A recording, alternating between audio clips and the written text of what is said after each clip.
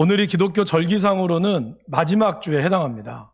그래서 다음 주부터는 예수님의 탄생을 기다리는 대림절이 시작이 되면서 절기적으로는 이제 12월 첫째 주부터 이제 새해가 시작한다라고 보고 있습니다.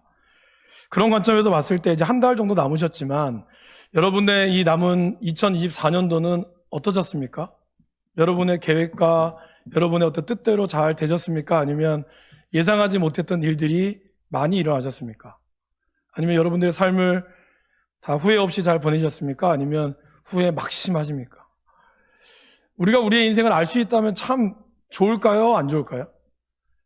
우리가 영화 같은 데는 여러분 어떻습니까? 영화나 드라마는 결말을 아는 분도, 결말을 아는 걸 좋아하는 분도 있고 대부분은 결말을 아는 걸 좋아하지 않습니다. 재미가 없잖아요. 그래서 드라마도 그렇고 뭔가 물론 큰 결말은 대부분 알지만 그래도 뭔가 이 잘 모르는 쫄깃쫄깃한 이러한 것이 우리의 마음을 좀 더 재밌게 하고 새로운 마음들이 있죠. 근데 왜 우리의 인생은 자꾸 결말을 알기를 원할까요? 좀 편하게 살기 위해서.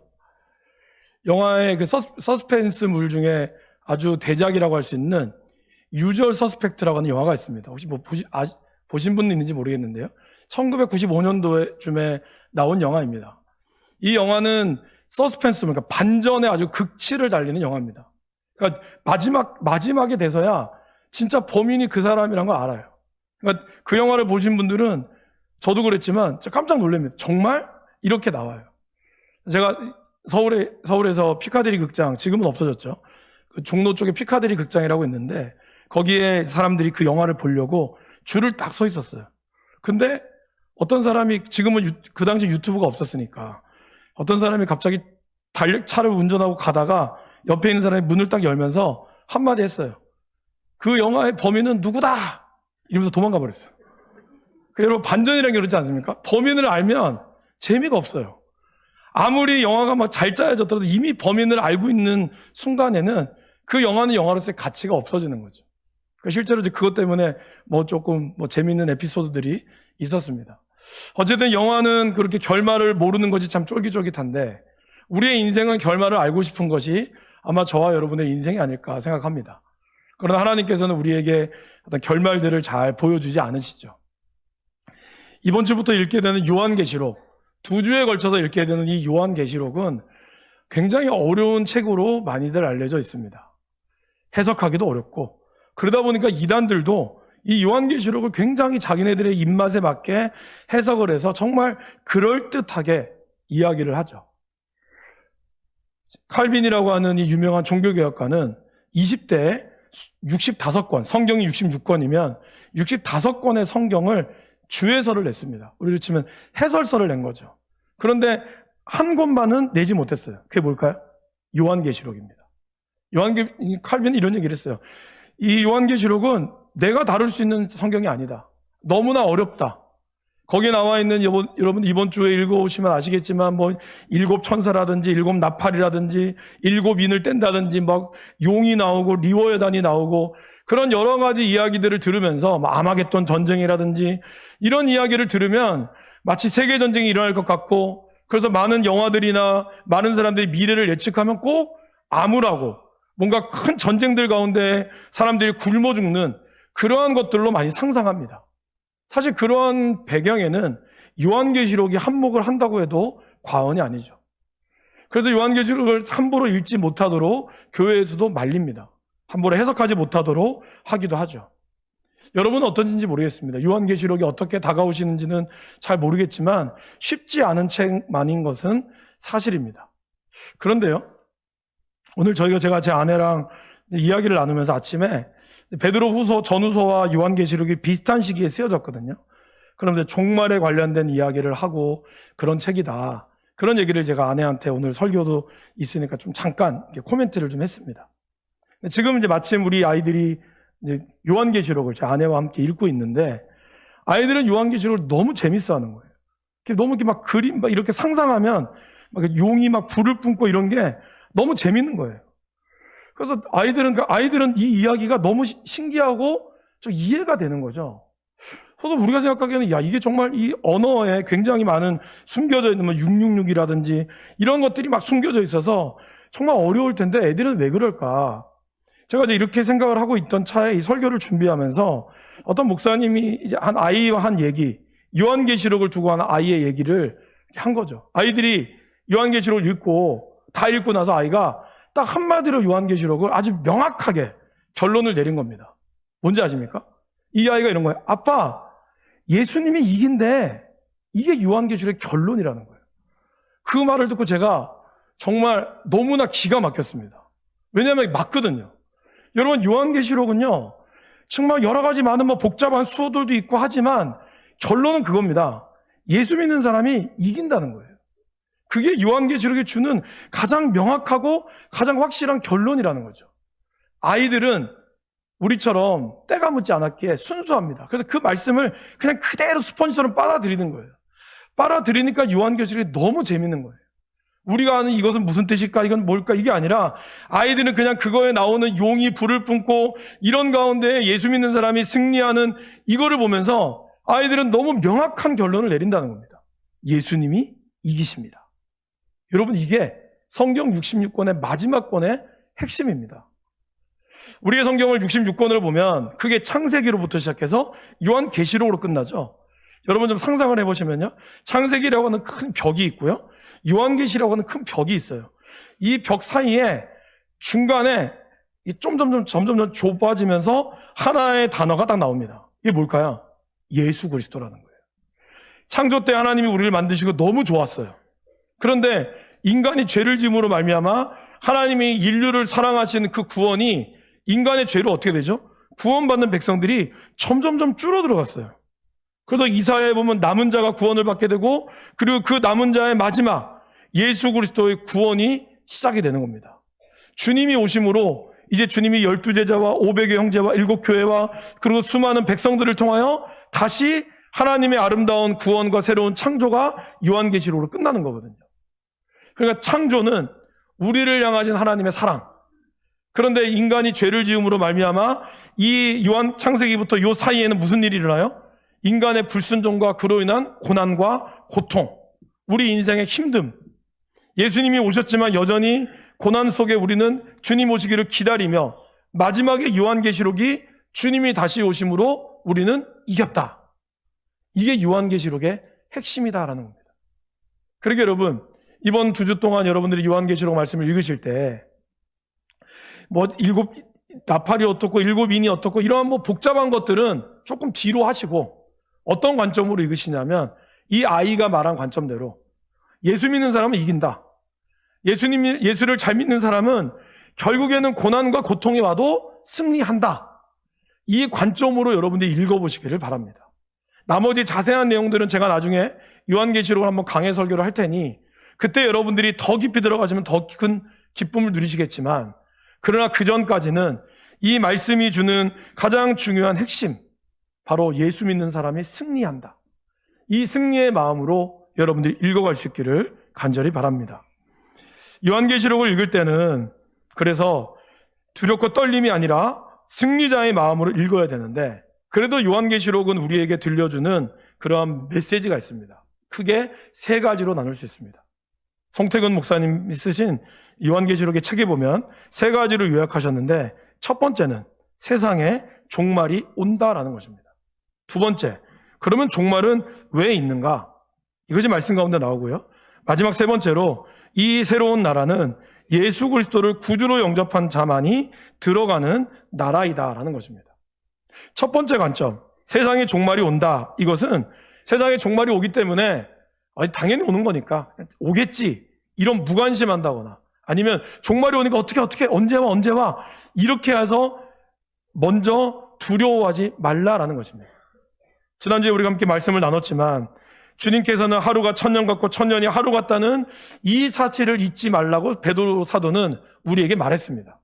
그래서 너희들은 언제 올 것이냐에 관심을 갖지 말고 어떻게 올 것이냐, 어떻게 오실 때 내가 어떻게 준비할 것인가, 이거에 대한 관점을 가지라고 말씀을 드렸습니다. 두 번째는 종말이 있는 이유가 뭘까요? 그것은 종말이 있어야 우리에게 새 하늘과 새 땅이 열리기 때문이다라는 것입니다. 종말은 믿는 사람을 위협하는 것이 아닙니다.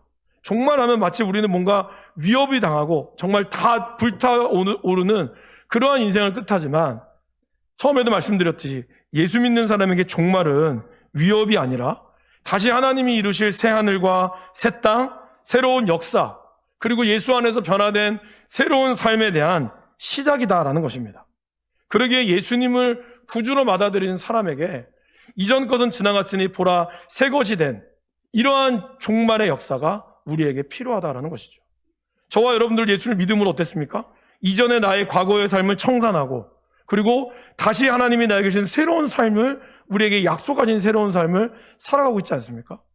가깝게는 그런 것처럼 멀리는 주님의 이 종말은 우리 믿는 사람에게는 새로운 삶에 대한 시작이다라는 것을 사도 요한은 우리에게 기록하고 있다라는 것입니다. 이 편지는 사도 요한이 썼습니다. 언제 썼을까요? 학자들마다 조금씩 다르지만 거의 공통된 의견은 약 주후 90년대입니다. 이 시기에 통치했던 왕은 로마의 도미티안 황제라고 하는 왕입니다. 여러분 한 번쯤 들어보셨을 네로, 그리고 네로 다음이 디도라고 하는 장군, 그리고 그 다음이 바로 이 도미티안이라고 하는 왕입니다. 사실 기독교 박해에 있어서 우리는 네로를 많이 기록하지만 진짜 기억해야 될 인물은 바로 이 도미티안입니다. 네로는 조금 약간 정신적으로 문제가 있었다라고 얘기할 수 있지만, 도미티안은 정신적인 문제보다는 아주 똑똑하고, 그리고 사람들을 정말 피를 말리는 박해를 했습니다. 비록 5년밖에 통치하지 않았으나, 그러나 그의 통치에는 기독교 믿는 사람, 예수를 믿는 사람들을 위한 법을 만들었을 정도로 그의 박해는 매우 잔인했고, 그리고 매우 악랄한 것으로 알려져 있습니다. 결국 사도 요한도 이 박해의 희생양이 되어서 울릉도의 절반 정도인 반모섬에 유배가 되었습니다. 반모섬이 어디쯤일까요? 지도를 한번 화면을 통해서 한번 보여주겠습니까? 네, 잘 보이시는지 모르겠습니다. 여러분들이 보시기에 왼쪽이 되시겠죠? 바로 오른쪽이 되시겠죠? 고린도, 바로 그리스라고 하는 지금 알려진 아테네 거기고, 그 사이에가 바로 이 반모섬이라고 있습니다. 완전 망망대해 바다죠. 이따가 나중에 반모섬의 그 도시를 한번 보여드리도록 하겠습니다. 저곳에서 바로 사도 요한은 유배가 되었습니다. 요한, 서양인들, 특별히 영어권이나 스페인, 불어, 독일어권에서는 아이들의 이름을 지을 때 가장 1순위가 바로 이 존이라고 하는, 요한이라고 하는 이름을 짓는다고 합니다. 그 뜻은 여호와는 은혜로우시다라는 뜻을 가진 이 사도 요한입니다. 그는 12제자 중에서 가장 막내, 그리고 유일하게 순교하지 않고 자연사하셨던 분입니다. 12명의 사도분 중에 11명은 순교하셨거든요. 근데 이 사도 요한만 나이가 들어서 돌아가셨어요. 그 이유를 이따가 한번 알려드리도록 하겠습니다. 그 별명은, 사도 요한의 별명이라면 사랑의 사도라고 알려져 있습니다. 우리가 알고 있는 고린도전서 13장, 사랑은 장보다 요한일서에 나오는 사랑장이, 사랑에 대한 단어가 더 많이 나옵니다. 그만큼 사도 요한은 사랑의 사도라는 별명이 있지만, 그러나 그의 또 다른 별명이 있죠. 젊을 때의 그의 별명이 있어요. 뭘까요? 우레의 아들입니다. 네, 영어로 치면 썬더. 네, 우레가 썬더죠. 바로 번개와 같은 아들이란 뜻이에요. 우리 좀 속된 말을 쓰겠습니다. 한 성깔 한다는 거죠. 네, 한 성깔 하는 그러한 성격, 불같은 성격에 매우 극단적으로 밀고 나가려는 기질도 엿보입니다. 마가복음 9장 38절 말씀입니다. 요한이 예수께 여짜오되 선생님, 우리를 따르지 않는 어떤 자가 주의 이름으로 귀신을 내쫓는 것을 우리가 보고 그런데도 우리를 따르지 아니하므로 그를 금하였습니다. 그러니까 요한은 우리를 따르지 않는 사람들은 다 적으로 본 거예요. 그런데 너는 따르지 마, 아주 극단적으로 표현을 했고, 심지어는 하나님을 예수님을 박해하려고 하는 그 도시 앞에 주님, 저 명하여가지고 천사들이 내려와서 저들을 멸망하게 할까요? 이렇게 이야기한 사람도 요한입니다. 그러니까 요한이 매우 극단적인 성격도 있고요. 그리고 그가 그것만 있는 것이 아니라 그의 형 야고보와 더불어 예수님의 오른팔과 왼팔의 역할을 할 정도로 권력력도 있었던 사람입니다. 젊은 시절의 사도 요한의 사진을 한번 보여주시겠습니까? 네, 보이시죠? 눈 쫙 찢어져가지고 아주 못되게 생겼습니다. 젊은 시절의 사도 요한이에요. 저런 사도 요한이 권력욕도 있는 데다가 그래서 마태복음 20장 21절 말씀 우리 화면을 통해서 한번 읽어봐 주실까요? 마태복음 20장 20절 21절입니다. 그때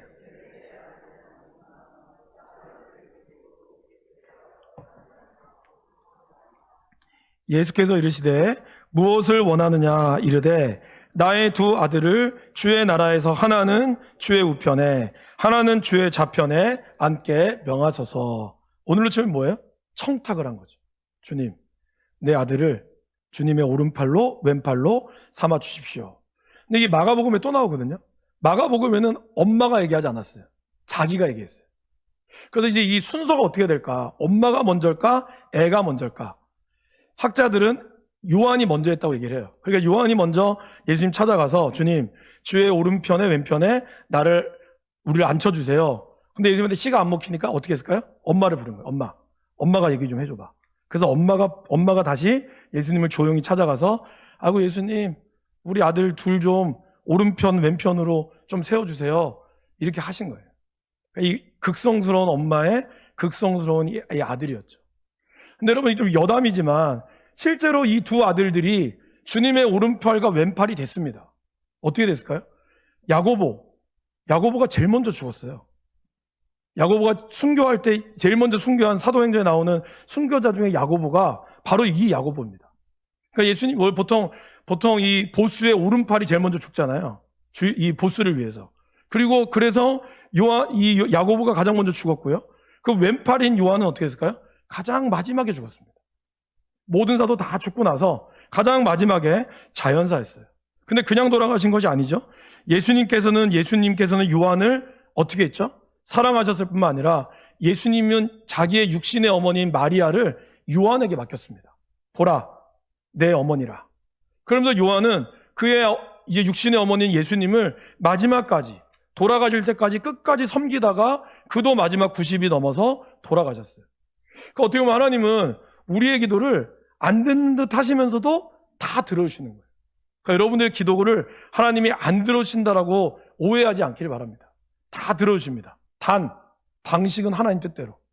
이게 중요한 거죠. 방식은 여러분 뜻대로가 아니라 하나님 뜻대로 해요. 그러나 결국 그 기도를 응답하신다라는 것입니다. 자, 이처럼 사도 요한은 이렇게 처음에는 굉장히 권력욕도 있고 굉장히 당돌하고 집요했지만 그러나 하나님은 이렇게 뚝심 있는 요한을, 우레의 아들이었던 요한을 어떻게 해요? 빚어가셨다는 겁니다. 하나님의 성품에 맞게 빚어가셨다라는 것입니다. 오랫동안 살게 하시면서 그를 다듬어 가셨다라는 것이죠. 그러게 여러분, 우리 모두는 다 공사 중인 인생입니다. 제가 아무리 비싼 자재를 써도 조금씩의 하자가 있다라고 하는 예전에 건축하시는 분의 이야기를 들은 적이 있어요. 아무리 건축의 자재물이 좋고 비싼 걸 써더라도 시간이 지나면 조금씩은 하자가 생긴다는 거죠. 조금씩 이 콘크리트가 열에 의해서 뒤틀리기도 하고요. 그렇기 때문에 이 하자 없는 공사는 없고, 물론 하자가 이제 어떤 하자에 따라 문제가 되겠죠. 우리 인생도 마찬가지라는 겁니다. 하나님이 저와 여러분들 지으시고 아름답게 지으셨으나 우리가 죄가 있기 때문에 우리 안에 우리 인생에 조금씩은 하자가 다 있다라는 거예요. 그러나 하나님은 그런 하자 있는 인생이라 할지라도 그 모습을 그대로 사용하시면서 아름답게 빚어가는 분이시다라는 겁니다. 문제없는 인생만 사용한다면 저도 그렇고 우리 모두 하나님 앞에 쓰임받을 수 있는 인생은 아무도 없을 것입니다. 그러나 하나님은 우리를 빚어가시면서 그렇게 예수님과 가까이 하면 가까이 할수록 우리의 삶의 균형을 맞춰가시는 분이 바로 하나님이시다라는 겁니다. 다른 사도들은 다 순교하며 세상을 떠났다라고 말씀드렸습니다. 그러나 요한은 그렇지 않았죠. 그렇다면 여러분, 요한은 그냥 아무 문제 없이 90평생을 살았을까요? 그렇지 않습니다. 요한은 전승에 의하면 에베소에서 전도를 하다가 붙잡혀가지고 독사굴에 던져지기도 했다라고 합니다. 하지만 하나님의 기적으로 살아나게 되었고 끓는 물에도 그는 던져진 적도 있다라고 합니다. 그러나 그 또한 하나님의 기적으로 다시 보호를 받았다라고 합니다. 그러나 그만큼 그의 몸이 만신창이가 되었겠죠. 이제 마지막으로 반모섬에서 도미티안 황제가 죽고 그 다음 트라얀 황제 때 반모섬에서 다시 나왔다고 해요. 그래서 에베소에 들어갔는데 이미 그의 몸이 너무 만신창이 되어서 그는 설교하러 갈 때마다 들것에 실려서 왔다고 합니다. 그래서 성도들이 들것에 매어서 그를 여기다 세워놓으면 앉아서 설교를 간신히 하시고 설교 끝나고 나면 다시 들것에 매어서 집으로 가는, 아마 이 독사에도 물리기도 했고요, 끓는 물에 물리면서 온몸과 피부는 짓물렀을 것이고, 그런 가운데서도 그는 끝까지 사명을 감당했다는 것이죠. 어떻게 보면 차라리 죽었으면 더 나을지도 모르는, 차라리 순교했으면 더 영광스러울 텐데 순교하지도 못하고 고문은 고문대로 다 받고 그런 어려움들을 겪었던 것이 바로 사도 요한의 삶이었다라는 것입니다. 사도 요한이 반모섬에 갔을 때는 나이 90살이 되었습니다. 90살이 넘었고요. 그래서 어머니를 모시고, 어머니 이제 돌아가시고 나중에 에베소 교회를 섬겨다가 유배됐던 이 반모섬. 반모섬은 어떤 섬이었을까요? 한번 화면을 한번 띄워봐 주시겠습니까? 네, 굉장히 멋있어 보이는 섬이죠. 울릉도의 절반밖에 되지 않는다고 합니다. 지금은 저렇게 집들이 많이 있어서 사람들이 살고, 또 성요한 수도원이라든지 여러 가지 많은, 사실 기독교가 뺏겼죠. 이제는 저기는 다 히랍 종교, 이슬람이 지배하고 있습니다. 그래서 우리는 그냥 성지순례 여행으로밖에 갈 수 없으나, 어쨌든 저렇게 사람들이 살고 있는 저러한 섬이었지만, 예전의 반모섬은 이러한 섬이 아니었습니다. 원래 반모섬은 돌섬이라고 그러죠. 그래서 거기 있는 돌을 캐서 로마의 어떤 그 공사를 짓는데 저 돌을 많이 썼다라고 해요. 그러니까 사도 요한은 나이가 들었기 때문에 저런 심한 일은 하진 않았으나, 그러나 그가 머물렀던 공간은 아주 조그만한 그러한 곳에 머물러 있었습니다. 여름에는 더위와 싸워야 했고요, 겨울에는 추위와 싸워야 했습니다. 그러면서 사도 요한은 저렇게 기도했다고 합니다. 저 동굴이 높이가 1m가 되지 않는데요, 그러니까 저기를 무릎 꿇고 그가 기도해야 했다라는 것이죠. 예전 같은 성질이라면 못했겠죠. 우레의 아들 같은 성격이라면 하겠습니까? 그러나 하나님이 그를 빚으시고 그의 열정은 더욱더 뜨겁게 복음을 위하여 살게 하셨고, 그의 성품은 더욱더 온유하게 만들어 가셔서 하나님이 그곳에서 기도할 수 있도록 했고요. 지금 여러분 보는 쪽에 오른쪽, 저걸 확대해 보면 저거거든요. 저기가 사도 요한이 무릎을 일어날 때 짚고 갔던, 그러니까 여기다 손을 짚고 약간 홈이 파인 데를 짚고 일어났던 그러한 동굴이라고 합니다. 사도 요한은 이곳에서 바로 하나님의 말씀을 들었습니다. 하나님께서 앞으로 반드시 이루어질 천사들을 통해 사도 요한에게 알려주셨다라는 것이죠. 저게 사도 요한의 모습입니다. 나이 들어서 사도 요한의 모습은 비록 예전과 같은 날카로움은 없으나 어느 때보다 부드러운 사도로, 사랑의 사도로 그의 인생을 보냈다라고 얘기하고 있습니다. 사랑의 하나님, 그런 하나님을 고백하며 나아가는 이 사도 요한이 오늘 반모섬에서 예수 그리스도의 계시를 들었다는 거죠. 근데 여기서 보시면 요한 계시록인데 사도 요한은 자기가 받은 계시라고 표현하지 않아요. 예수 그리스도의 계시라고 표현합니다. 철저하게 자기를 드러내지 않는 삶이 그의 삶이었다라는 것이죠. 사도 요한이 쓴 책이 요한복음, 요한 1, 2, 3서, 요한계시록입니다. 근데 여러분, 요한복음이 좀 나중에 쓰여졌다고 알려져 있거든요. 요한복음에는 사도 요한의 이름이 없습니다. 다 주님이 사랑하시는 자라는 이름을 써요. 사도 요한은 얘기했잖아요. 자기의 권력력이 있다고. 그런데 이제 그가 예수님을 만나고 변화되면서 자기의 이름이 드러나기를 원치 않았다고 그래요. 그래서 요한, 자기 이름을 써기보다는 하나님의 이름, 주님이 사랑하시는 자. 오늘 이 말씀도 사도 요한이 받은 계시라가 아니라 예수 그리스도의 계시라라고 말씀하고 있다라는 겁니다. 이 요한은 이렇게 얘기하시죠. 반드시 속히 일어날 일에 대해서 썼다라고 얘기합니다. 반드시 속히 될 일이라는 것은 뭘까요, 여러분? 이제 곧 온다, 이런 뜻이 아닙니다. 주께서는 하루가 천년 같고 천년이 하루 같다라고 하는 이 말씀, 그 말씀처럼 우리 하나님은 시간을 초월하시는 분이다라는 겁니다. 그러게 우리는 그날과 그때를 기억하는 것이 아니라 분명한 것은 하나님의 때가 되면 신속히 이루어진다는 뜻이에요. 여러분 그런 경우 해보지 않으셨습니까? 정말 막 너무 결혼을 기다리고 아니면 뭔가를 기다렸는데 이 시간이 너무 길어요. 오는 건 알고 있는데 너무 더디게 간다는 거죠. 근데 막상 이 시간이 딱 오면 어때요? 눈 깜짝할 사이처럼 확 지나간다는 거죠. 그런 것을 뜻합니다. 주님의 때가 언제 온다는 게 아니라 주님의 때가 오면 신속히 이루어진다라는 것이죠. 그리고 그때가 되면 완전한 승리자로 오시고 믿는 자는 그 승리를 우리 주님과 누리게 될 것을 우리에게 약속하시는 것.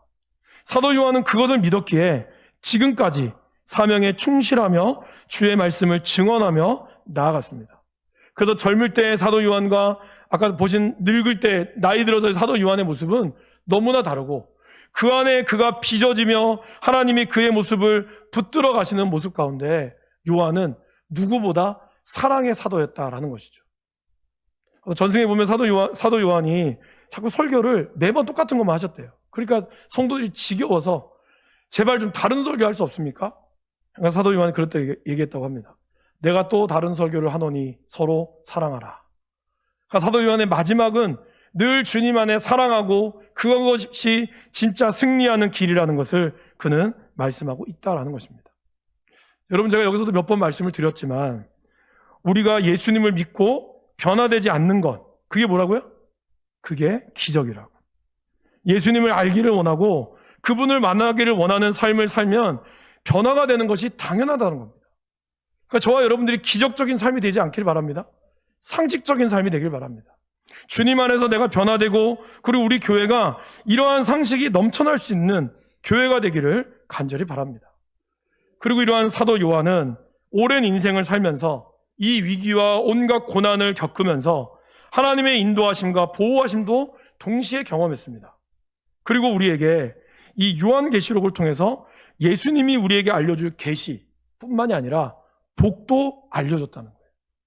여러분, 요한계시록을 읽어보시면 7이라고 하는 숫자가 굉장히 많이 나옵니다. 일곱 천사, 일곱 교회, 일곱 번째 인, 여러 가지 7이라는 숫자는 완전수를 뜻해서 사도 요한은 그런 완전한 수, 완전한 하나님을 우리에게 이야기하는데 주님이 우리에게 얘기하는 이 복이라는 게 있어요. 그러면 오늘 우리가 읽은 이 복이 있잖아요. 이 복 외에 몇 가지의 복을 알려주셨을까요? 7가지의 복을 알려주십니다. 그래서 요한계시록에는 7가지 복이 숨겨져 있는데 복이라고 적혀 있긴 합니다.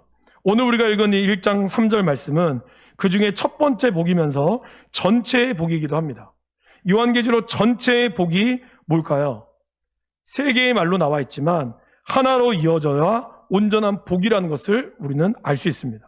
그것은 바로 1장 3절 말씀을 같이 읽어보겠습니다. 이 예언의 말씀을 읽는 자와 듣는 자와 그 가운데 기록한 것을 지키는 자는 복이 있나니 때가 가까움이라. 이 3가지가 동시에 이루어져야 한다는 거예요. 먼저 첫 번째는 읽는다는 것은 뭘까요? 소리내어 읽는다는 뜻입니다.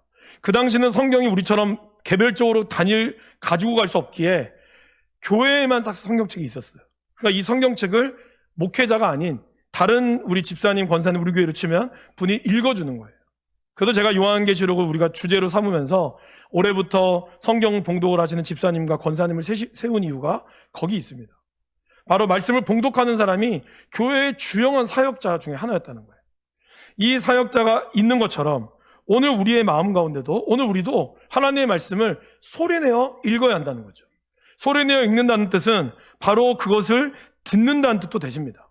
그래서 내 목소리가 들리도록 읽는다는 것은 동시에는 나에게도 이 말씀이 들린다는 것이고 이 말씀을 읽으면서 들으면서 우리는 믿음이 자라게 되는 것이죠. 사도 바울이 얘기했던 믿음은 들음에서 나고 들음은 그리스도의 말씀에서 나오기 때문이다라는 것입니다. 근데 우리가 신앙생활을 하면서 말씀을 읽고 듣는 것도 중요하지만 거기서 그치면 안 된다는 거예요. 뭘까요? 말씀을 지켜야 한다는 겁니다. 이 말씀을 온전히 지킬 때 우리가 진정한 복을 누릴 수 있다라는 것이죠. 정말 말씀이 그러한가? 말씀을 묵상하고 그 말씀이 나의 삶에서 드러나도록 우리가 힘써야 한다라는 겁니다. 여러분, 지킨다는 것은 꼭 지고 있는다는 뜻만이 아니에요. 이 말씀이 내 삶에 드러나도록 힘써야 한다라는 것을 말합니다. 오히려 여러분의 말씀이, 여러분의 신앙이 드러날 수 있도록 해야 한다는 거죠. 그러니까 여러분 예수 믿는다는 것을 숨기지 마세요. 내가 교회를 다닌다는 것을 숨기지 마십시오. 오히려 그것이 드러나도록 여러분의 삶이 보여지도록 여러분의 삶이 하나님 말씀으로 들려지도록 해야 한다라는 것입니다. 그 이유는 뭘까요? 사도 요한은 이렇게 얘기하죠. 이 말씀이 이루어질 때가 가까이 왔기 때문이다라는 겁니다. 종말의 때를 의미하는 것만이 아닙니다. 이 복음을 내 입술로 삶으로 전할 때 하나님의 역사가 이루어질 때가 가까이 왔다라는 거죠. 저희가 망미나 팔도시장에 전도를 하러 가면 전도지를 이렇게 나눠주잖아요. 그러면 어떤 분들은 전도지를 뭐 그냥 내팽개치는 분도 계시지만 받는 분들 중에는 이런 분들도 있어요. 내가 예전에 교회를 다녔는데 지금은 결혼하고 교회를 못 간다.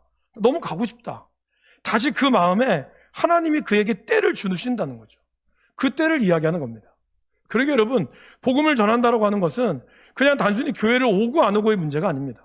그들에게 그 마음이 다시 하나님의 마음이 그 마음에 새겨지도록, 심겨지도록 가는 겁니다.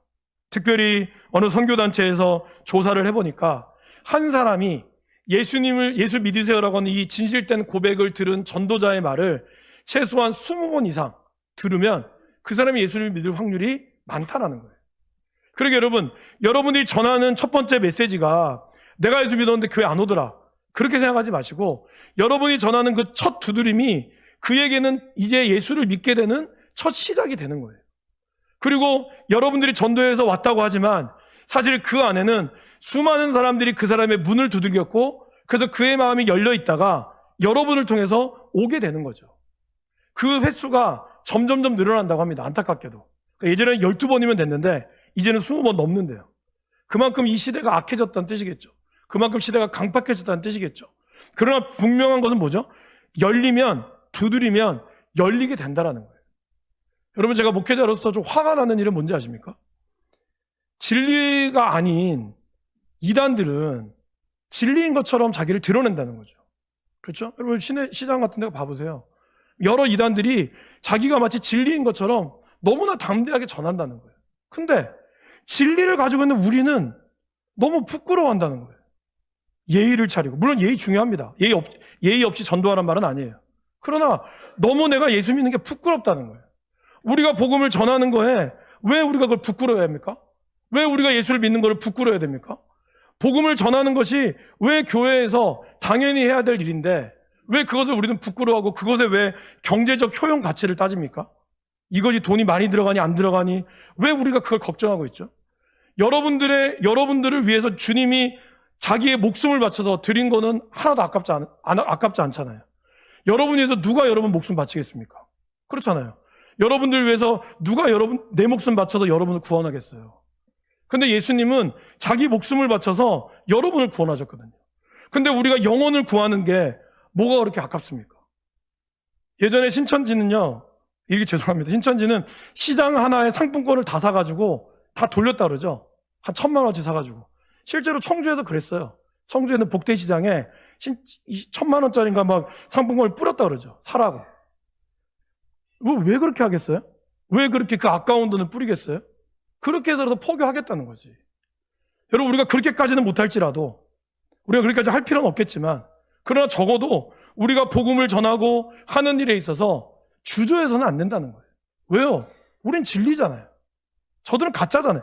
가짜인데도 진품인 것처럼 파는 사람들이 있는데 진짜를 가지고 있는 우리가 여전히 두려워하고 여전히 예수 믿는 게 뭔가 좀 부끄럽고 그래서 되겠습니까? 이미 주님이 우리 가운데 승리를 약속하셨다라는 것이죠. 다짐만 하면 안 됩니다, 여러분. 제가 어느 책에 읽어보니까 다짐만 하면 나중에 다 짐이 된대요. 그러니까 여러분의 인생이 맨날 이렇게 살아야지 다짐만 하고 나 교회 열심히 다녀야지 다짐만 하다가 1년이 지나고 나면 그것이 나한테 짐으로 돌아오면 안 되잖아요. 여러분이 다짐하고 다짐한 대로 실천했을 때 그것이 여러분들에게 복이 되거든요. 그러니까 여러분, 다짐만 하다가 다 짐으로 끝나는 인생 되지 않길 바랍니다. 여러분의 다짐이 진짜 하나님의 복을 누릴 수 있는 그러한 인생이 되기를 간절히 바랍니다. 그것이 사도 요한이 우리에게 말하는 거예요. 복이 가까이 왔다. 너희들에게 하나님의 복이 가까이 왔다. 이 복을 말씀을 읽고 듣고 그거를 지켜 행하십시오. 그럴 때 이 복이 여러분에게 임할 것입니다. 여러분의 신앙적 다짐이 여러분의 복이 될 수 있기를 주님의 이름으로 간절히 축원합니다.